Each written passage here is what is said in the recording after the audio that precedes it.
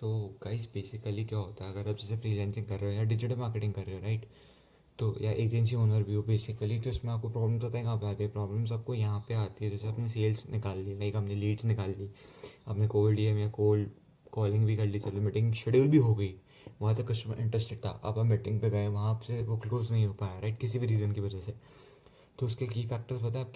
आपकी मेहनत या आपके पोटेंशियल पे नहीं होता, बात वहाँ पे आती है कि आपने उसको समझाया कैसे, अप्रोच कैसे किया है और बात कैसे करी है उससे बेसिकली।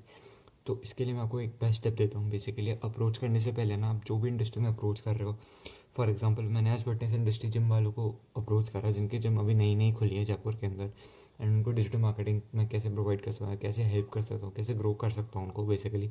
उनसे करिए, लिटरली मैंने 10 कॉल करी थी, 10 में से मेरे को 4 लीड्स निकल गई हैं, जिनसे मेरी मीटिंग शेड्यूल्ड हो चुकी है, मेरे को जाना है बेसिकली वहाँ पे और डील क्लोज करके आना है राइट। तो आप क्या कर सकते हैं, अपना टॉप का जो बेस्ट काम होता है ना, टॉप 5 बेस्ट प्रोजेक्ट उठा लो अभी तक के, जिनका आपने बेस्ट काम किया है, वो शो अप करो राइट। और अप्रोच उनको, बेसिकली डिजिटल मार्केटिंग की इंपॉर्टेंस बताओ राइट, ड्रॉबैक्स बताओ। पहले सर अगर आप ये चीज़ नहीं कराते तो क्या इम्पैक्ट आपके बिजनेस पे पड़ता है, अगर आप करवाते हो तो क्या पॉजिटिव चेंजेस आपके बिजनेस के अंदर आएंगे, कैसे ग्रोथ होगी, कैसे आर आएगा और हमारी चार्जेस क्या हैं, वो आप डिस्कस कर सकते हो। अगर आपने ड्रॉबैक्स बता दिए, बेनिफिट्स भी बता दिए, इंपॉर्टेंस भी बता दी राइट, उनको अच्छे से समझा दिया, तो मैं गारंटी देता हूँ मीटिंग भी शेड्यूल करेगा, शेड्यूल होने के बाद वो आपको क्लोज भी करेगा, आपके उस प्रोजेक्ट आएगा भी आपके पास, वो लॉन्ग टर्म टिकेगा भी राइट। तो बेसिकली डिजिटल मार्केटिंग में 80% सेल्स एंड कम्युनिकेशन है। जितना अच्छे से आप कम्युनिकेट करोगे, जितना अच्छे से आप सेल्स में परफॉर्म करोगे, उतने ही हाई चांसेस होते हैं कि आप क्लाइंट क्लोज कर पाओ, उसको अपने पास ला पाओ और अपनी सर्विस प्रोवाइड कर पाओ।